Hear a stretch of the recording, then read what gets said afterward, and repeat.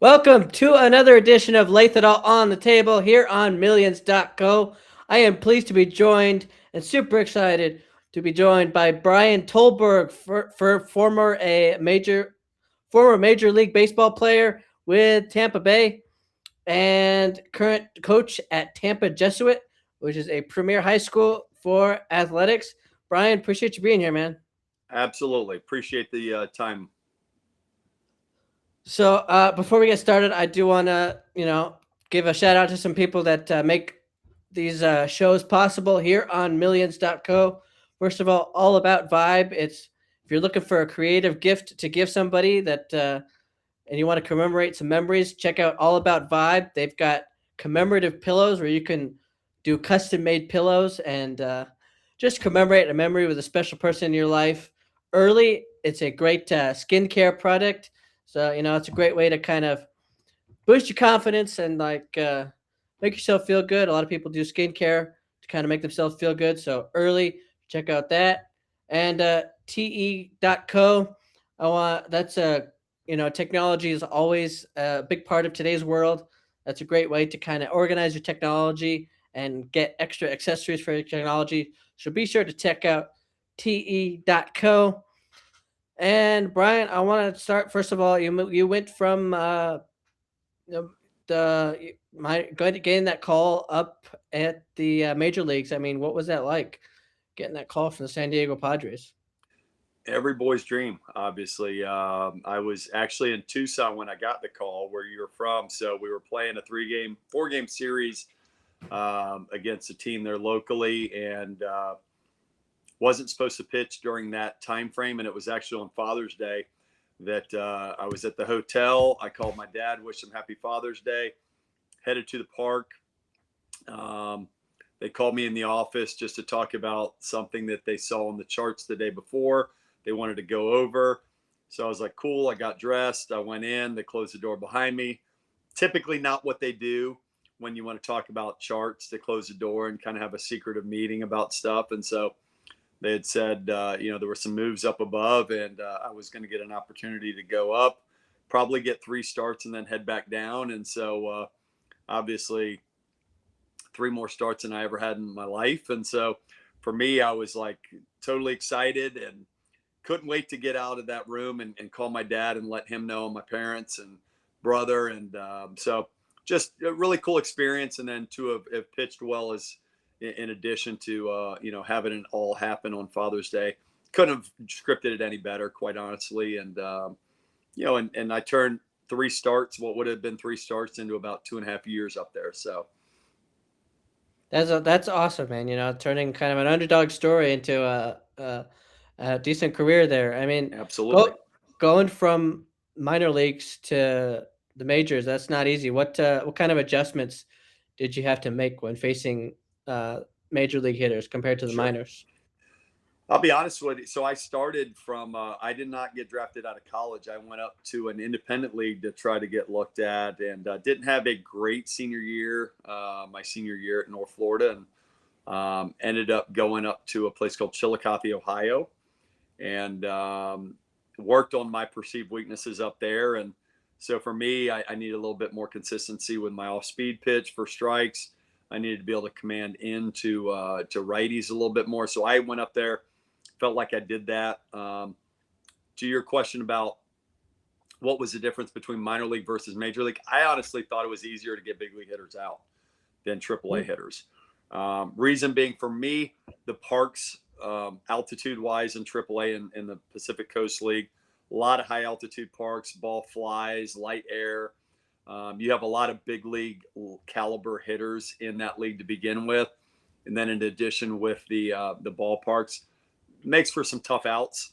I feel like with all the advanced scouting that they do in the big leagues, all you got to do is know a hitter's weaknesses and then be able to make pitches when you need to. So you don't have to be overpowering. You just needed to know how to pitch. So I felt like even with what would be looked at today as below average stuff, compared to some of the guys throwing today, like Mizorowski and Skubal and some of these guys throwing, mid hundreds. For me, all I did is I worked to my strengths. So I threw strikes. I worked ahead. I pounded the zone. I didn't beat myself with walks, and just tried to, go deep into games to help my team win. So I think it was a little bit easier, to be honest. And I think there's several people I've talked to over my career that felt the same way. So Yeah, that's very interesting. Was there a particular ballpark where it was just like, man, I can't stop these guys from hitting home runs? Like, you would think Coors Field, Colorado. I actually had some really good success there. You just got to stay out of the middle of the plate. But I mean, any ballpark, it could balloon really quick on you. You're facing the best hitters in the world, and at that time, in the NL West for us, you had Bonds, you had Kent, new Hall of Fame inductee this weekend. You had Helton, you had Larry Walker. I mean, they had dudes in Dodgers, in Arizona. I mean, there were no off teams, quite honestly, that you ever came across. So you still had to make pitches. The guy that killed me was a guy named Brett Maine. I think he hit probably 800 off me, and whether I was tipping pitches or just he saw the ball really well out of my hand, he was probably the guy that gave me the most grief in my career in the big league level. was there a particular moment that you were like that really stood out to you that was like, man, I was awesome today? Couple, yeah. I mean, I was a middle of the rotation starter. I mean, I never considered myself an ace. I never considered myself the best pitcher on any team I've ever played on, to be honest with you. But I was lucky to be in some neat situations in my career. That first game that I got called up to the big leagues, I was player of the game that game. I was player of the game the second game in Cincinnati. Ended up being the NL Player of the Week my first week in the big leagues, which was kind of a cool accomplishment. I was the first pitcher to start against Barry Bonds when he had 69 home runs. So Oh wow. that was kind of an interesting time in history to pitch against him. Tony Gwynn's last hit in 2001 was pinch hitting for me, and he hit a double.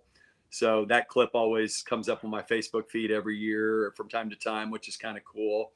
And hearing my name and him pitch hitting for me, and that was my 10th win that year. So there was, and to play with like 3 Hall of Famers on one team in Owen, my throwing partner, Trevor Hoffman, Tony Gwynn, Ricky Henderson. So just to watch these guys go about their business and how talented they were and how just down to earth they were as people as well was just pretty cool to see. So I was in certain situations. I think there was a game that I lost, I want to say against Philadelphia, where Ricky ended up breaking the all-time walks record at the time. I think Bonds ended up passing him, but he passed Babe Ruth for all-time walks record. So, little things like that. It's like, you just look at the all-time greats, and you had a chance to, come across some of them at some point in your career, which is pretty cool.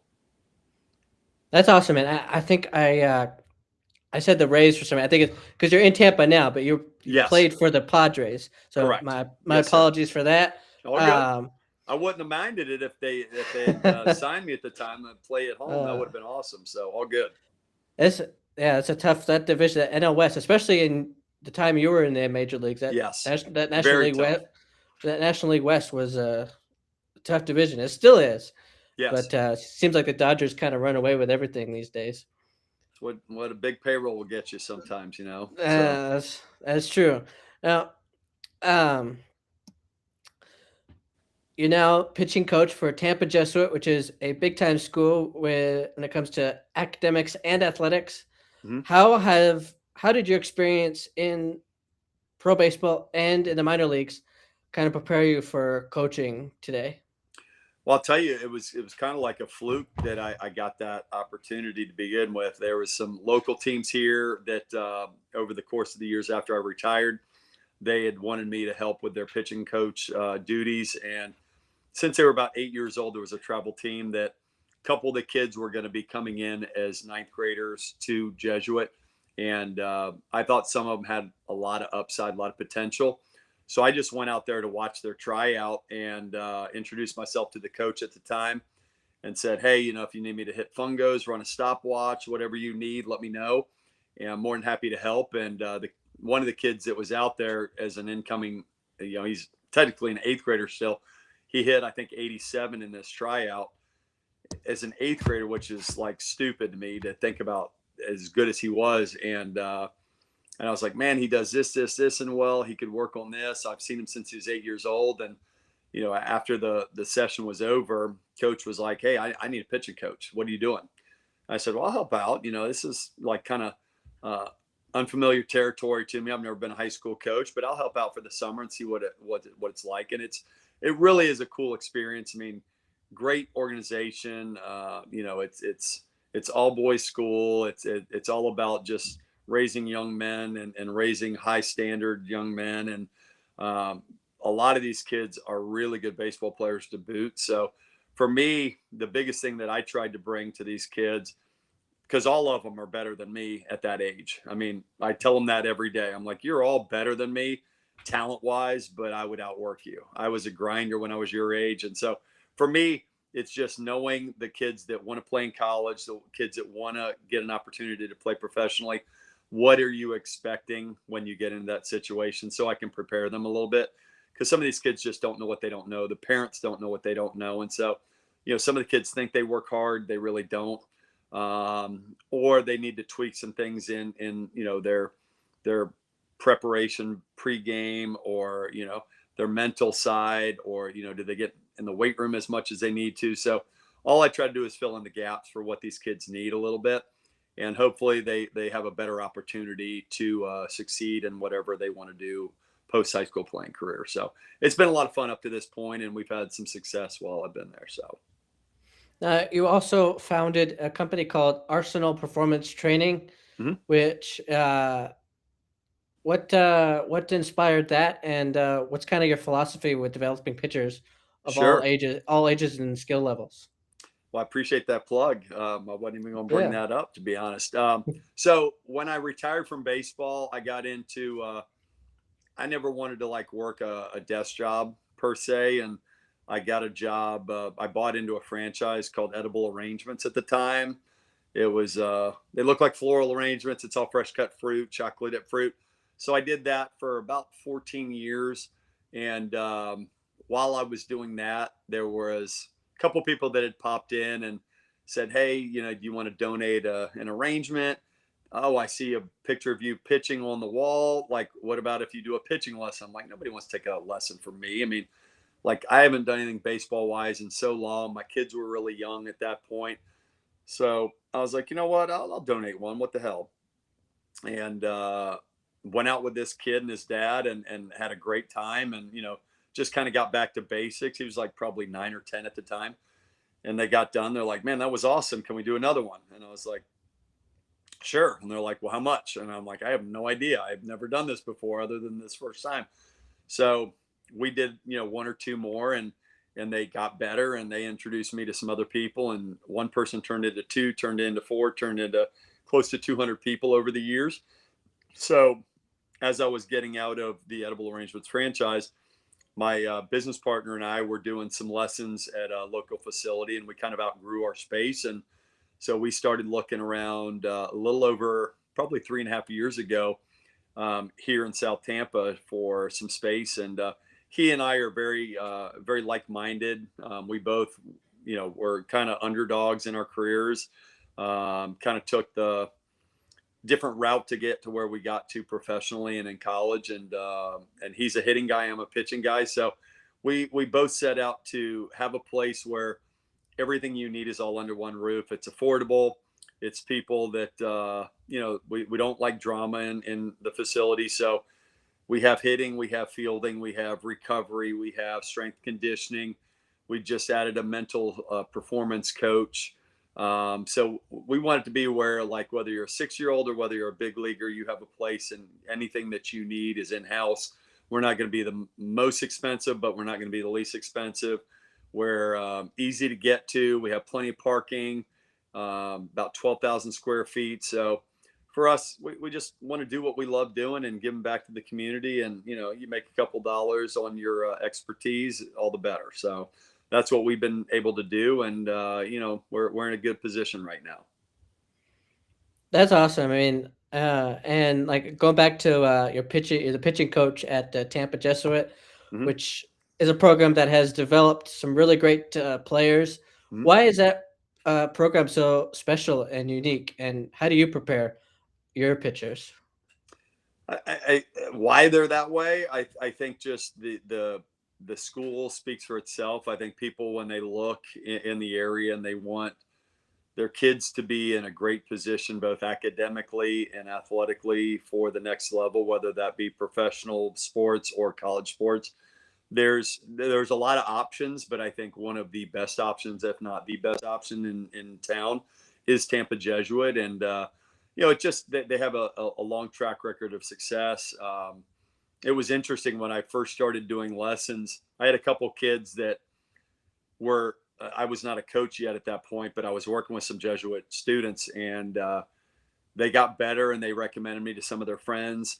And their friends would come over and meet me and shake my hand and look me in the eye, and I'm like, you're 16 years old and you got a firm handshake.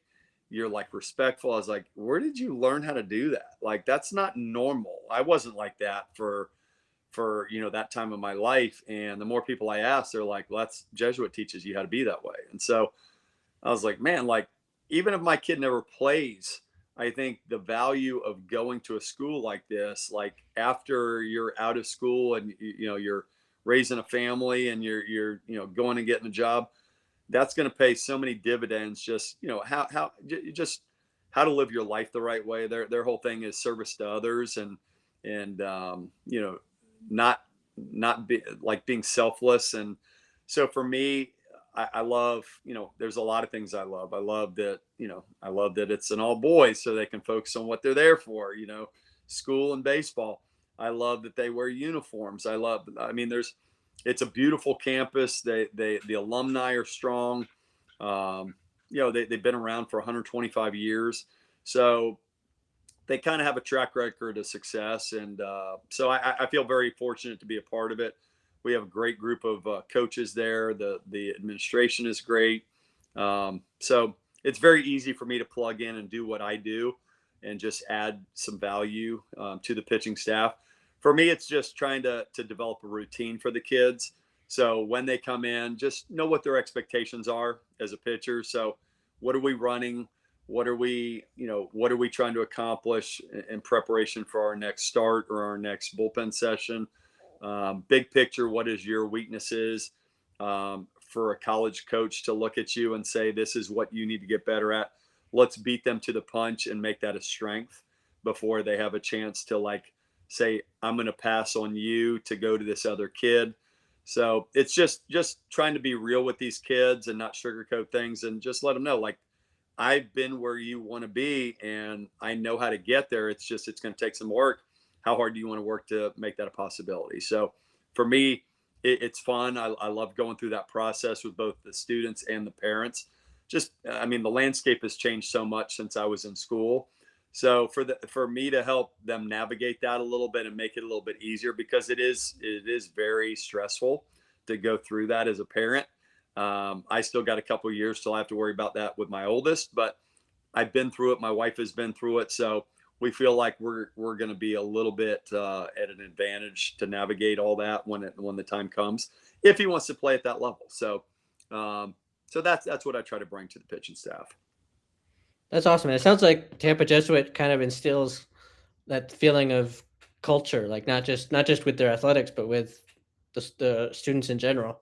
Without a doubt. I mean, I went to one of my, he's in the big leagues right now, Jack Anderson with the Twins. Might have just got sent down, but I went to his signing ceremony when he committed to go to Florida State. And I just hugged the wall because I didn't know a lot of the guys that were in there. And you see obviously their family there celebrating with them. You see there's people from all walks of life that go to school there, and they're all your brothers, and they're all proud of your accomplishments and happy for your success. And I was like, that's not normal to see something like that. Because, when we were in high school, you see the little cliques and you have your one or two friends, but across the board, everybody, the track people, the cross country, the football, lacrosse, the students that sit with you in science, like there were so many different types of people that were in there that were genuinely happy for him and his success and his accomplishments.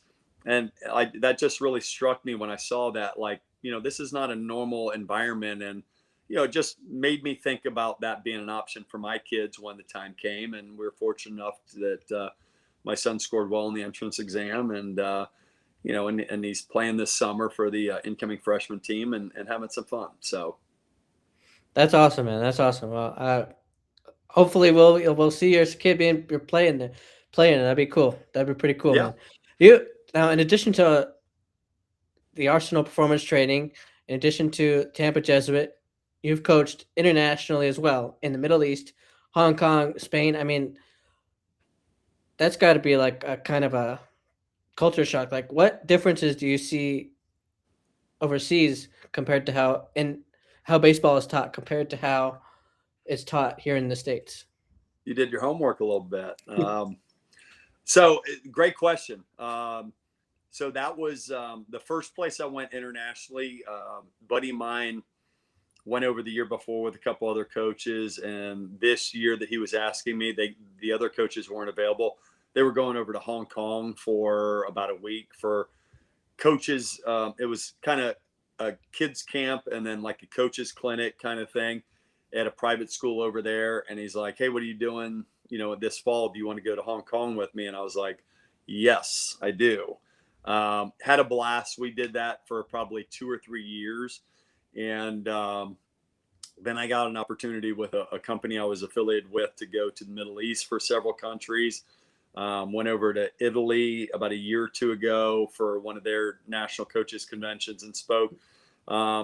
What I feel like you see the most, you see kids that love the game. Typically, it's not the main sport in these countries.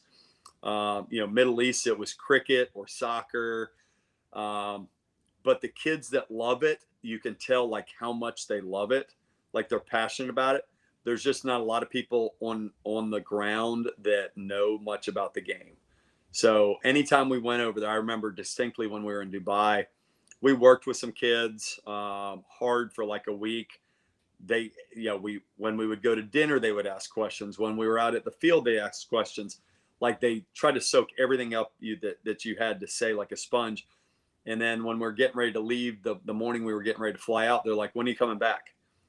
And I was just hired help at the time. So for me, I'm like, "I'll come whenever you want me to come," but it's kind of out of my hands. But you just see like the desire for kids to get better, and knowing that baseball is not a huge sport yet in that parts of the world, that you have the ability to impact some of these kids and get them better. Because ultimately, I found that most of those kids, they didn't really have aspirations to play big league ball. Their goal was to come over to the States and play collegiately. And anything that you could do to help to that effect, they would just be so happy with and so proud of themselves. So for me, and I'm trying to, COVID kind of shut some of that stuff down, as you Mm. can imagine. So I'm trying to reestablish some of those connections and reach out to some of the people that are in positions of authority now, and try to get back over there, because the people were just so awesome to deal with, and they just really wanted to learn so much. And so I had a blast. Obviously, the different cultures. It was so cool to walk through, like we took the walk of the bulls for Pamplona. Like, so we had drinks and we're walking where the bulls walk through this cobblestone area, and people are pointing out certain things, and I'm like, man, like, who would have thought when I was in high school in Bradenton, Florida, that I would be walking down a road in Spain and getting paid a couple bucks to be there and just teach baseball. And so just it's a pretty cool experience. And so baseball's opened up a lot of opportunities for me along the line. And I couldn't have scripted it any better, to be honest with you. I love the game. I love giving back. I love teaching it. So whether it's here or whether it's abroad, it's been a lot of fun. That's awesome. And you mentioned giving back. Has there been a player throughout all your experiences, Tampa Jesuit, international instructor, Arsenal performance? Has there been people that have come up to you and been like, "Man, you made a difference in my life"? Yeah. I mean, and it means a lot. I mean, there's been kids that have, yeah, there has been. I mean, It means a lot to me when, the kid and the parent can see. I mean, I've always had a money back guarantee. Anybody wants to do a lesson with me, if you don't feel like I added value to your son or daughter for that matter, don't pay me. Um, there's been times, I remember one kid that I've worked with a little bit. He got cut at Tampa Jesuit, had a great arm, and we continued to work over the course of the next 6 months to a year. Fast forward to like right after his junior year, and he had texted me that he got a letter from Stanford to maybe have a scholarship opportunity. Wow. And I read that text to my wife, and she goes, "Well, so what?" I was like, "It's Stanford. Like, you don't like somebody from Tampa, Florida that got cut from a high school team, and now he's getting like communications from Stanford." I was like, "That's like royalty baseball wise." So she didn't understand at the time. I had to explain it to her, but like little things like that, it's like, you had a part to play. Not, you weren't the main piece, but you had a part to play in that kid's development. And, he ultimately went to another college, but just to know that you're putting them into positions like that to succeed, and you played a small part in developing them and getting them better so that they could have some success at the college level. It definitely, we do a lot of stuff here on the local level as well with little leagues and such, whether it's coach to coaches clinics or whether we do different stuff on site for them. So, I love the game. I want to see it played the right way. I want to see it taught the right way. And so we've made it a point, my business partner and I, to always try to give back a little bit. And, if it makes us money down the road, it's irrelevant. Just teach the game the right way. And if you do things for the right reasons, all the other stuff, the accolades, the success will come. So that's kind of been our motto. And we do enjoy going to work and interacting with coworkers and the parents and the families. So we feel very lucky to do what we do today. That's awesome. You mentioned teaching it the right way. I mean, like over the years, baseball and other sports as well, especially at the professional level, have kind of evolved. There's more analytics that Mhm. have gone into how it's coached and taught. How Sure. do you balance traditional coaching with modern day technical uh, Sure. advancements? Great question. Again, I think the biggest thing it's just a tool. I think after after Moneyball was written, and great movie, like very entertaining, but I think everybody kind of changed how they looked at scouting and emphasis that they put on metrics and such. There's Tony Gwynn never had weighted balls or you know certain things. He just had a tee. He had balls. And he had great hand-eye coordination, and he had an unbelievable work ethic. Nolan Ryan didn't have certain things. Ty Cobb, Babe Ruth, like so you can be successful. I think the analytics side of things, quite honestly, the one thing it does is it maybe paints a little bit clearer picture about what kind of player that you're dealing with and really where you're going. There's a lot of things that the naked eye can't see, and so the analytics I think paints a little bit more of a picture on hitting wise what we're trying to do.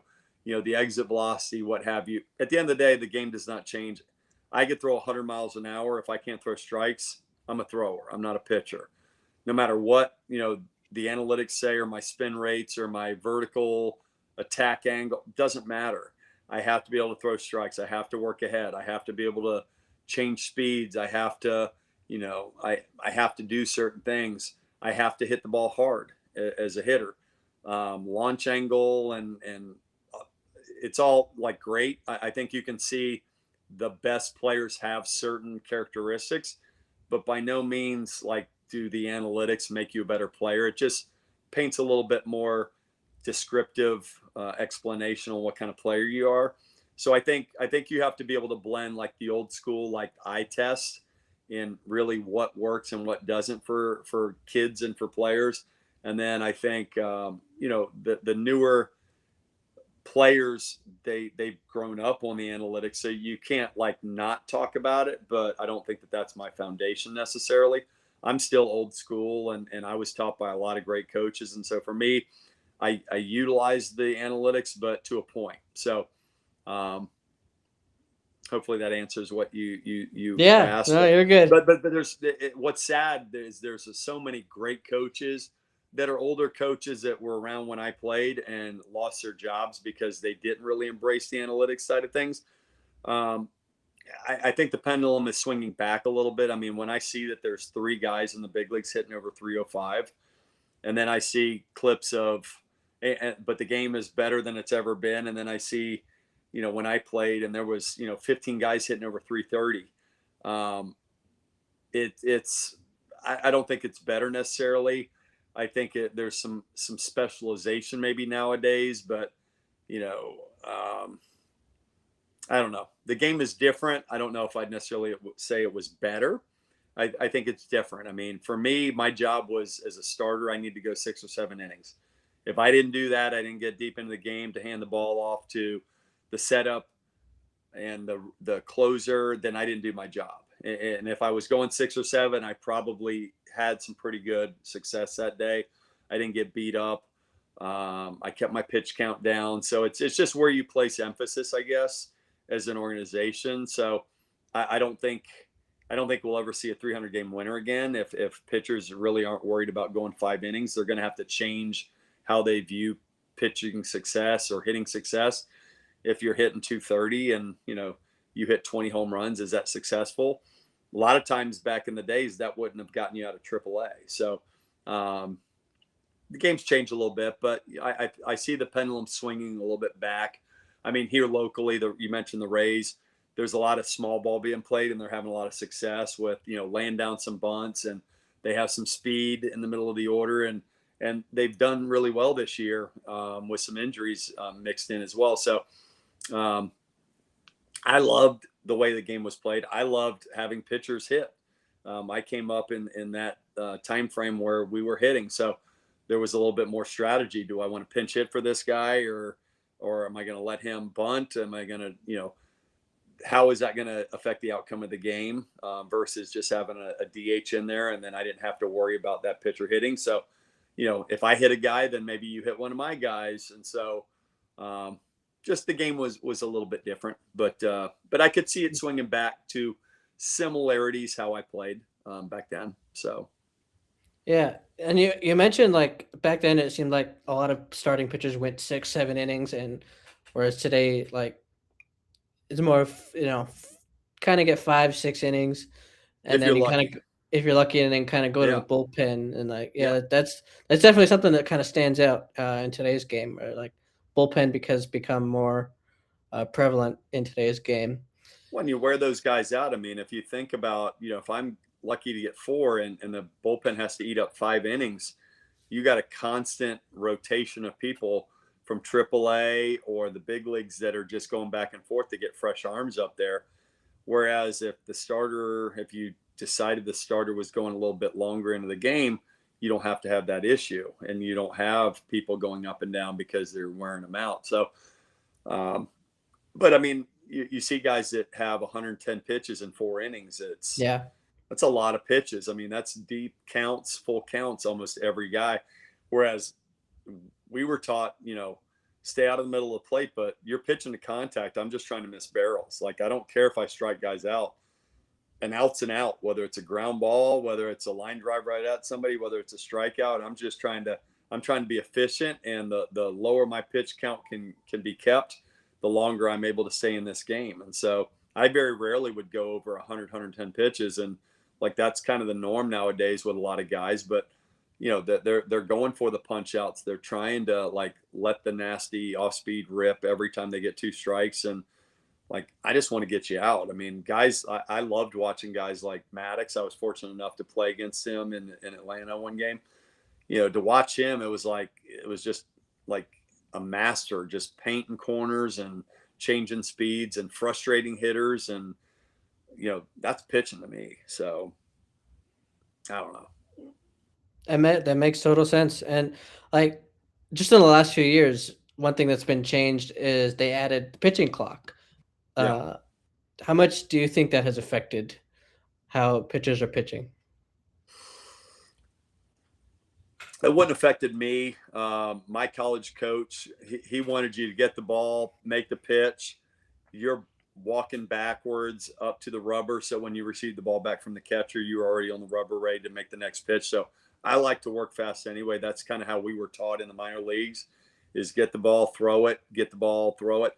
I want to, I want to, I want to basically control the tempo of the game. That keeps your defense engaged. It shortens innings. If it's hot outside, we can get it back in that shade in the dugout and let them go out there and roast a little bit. So for me, I like quick games. Like I don't want to mess around. The only time I'm going to kind of slow the tempo down is if they start to have a little bit of a rally. But otherwise, I'm getting the ball and I'm going. And I want to control the tempo of the game, and I dictate everything. And so for me, I don't think I would have been affected. I know some people have started to blame like injuries with pitchers on pitch count. I think if you're trying to throw max effort every single pitch, and a lot of these guys too, I don't know if it's necessarily things that are happening to them now in the big leagues. I think there's some cumulative damage. Some of these kids grew up in the travel ball era where, they're playing 60 games at 9 years old. If I'm not really efficient mechanically and I have some growth issues and what have you, like all that stuff's going to add up and I'm going to have some issues down the road, whether it rears its head in college or in the big leagues or what have you. So I think sometimes it's a little bit deeper situations that happen for these guys. I don't think it's pitch counts getting guys blown out. I think it's, trying to rip the nastiest, cutters that you can imagine, or, I threw a ton of innings. I got a ton of innings under my belt from 10 and 11 years old. And, now I gotta pay the price at some point down the road. So I think it's more of that than the pitch count, to be honest. If you give one piece of advice, you got 10-year-old pitcher that wants to make it in the major leagues one day, what would that advice be based on your career and the lessons you've learned? I talk about this a lot with kids. Get good grades. Get good grades because your academics you're going to make a lot more money academically than you are from baseball in college.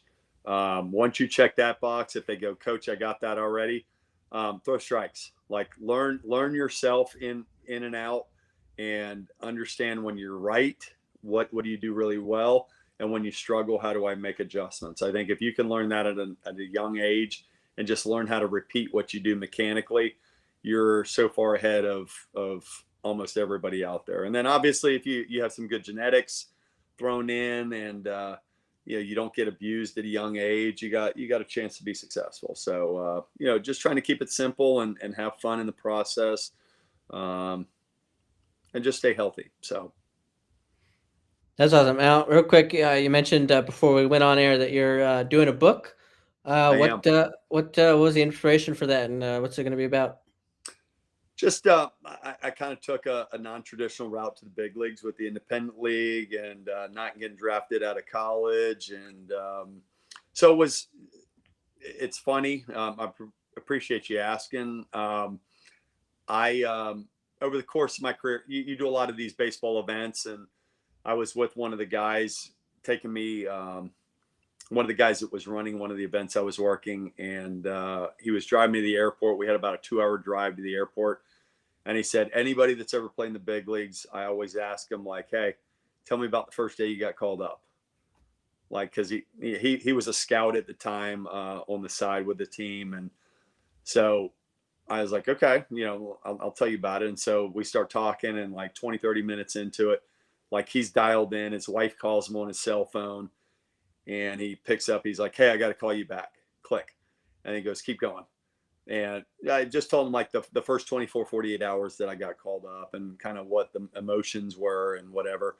And I got done, and he goes, dude, you got to put that in a book. Like, that's really cool. Like that would be super inspirational if I was a kid or if I was a parent and wanted my kid to be successful and knew that he wasn't the best, but to know that there were other people out there that, like wanted to get to that point and did certain things, maybe a non-traditional way, and still were successful. like that would be really cool. And so over the course of probably like 15 years, I had people that I kind of played around with, writing the book and putting some stuff on paper. And then I finally got with a guy that has been super successful in writing baseball books. And we got together for probably about a week, and just went over a lot of different topics, and kind of where I would have been, and what I'm doing now, and why do I really think I got to certain points in my life. Was it luck? Was it my parents? Was it, all the different factors? And I'm very proud of it right now. It got picked up by a publishing company in North Carolina. They're doing editing right now. There's going to be some, Clint Hurdle wrote the foreword for it. So I have some little blurbs on there from guys like Trevor Hoffman and Dick Vitale on the back of the book. So it should be a pretty cool book. I can't wait to see it when it's finished, and hopefully it adds some value to some parents out there that maybe look at their kid and go, man, I see I see something in there. They're not the best on their team. I still think that they can play at a high level. I'm not sure how do I get from point A to point B. Maybe this gives them a little bit of inspiration on number one, that it's possible, but number two, maybe how to navigate that road with their kids, and maybe help some people along the way. That's awesome, man. That's awesome. I appreciate you being here. Brian Tollberg, former Major League Baseball player with the Padres, international instructor, pitching coach. Brian, thank you for being here, man. Soon to be author. My pleasure, man. My pleasure. I appreciate you being here, man. Absolutely. Have a good day, man. Good rest of your night, bud. You too. All right. Take care.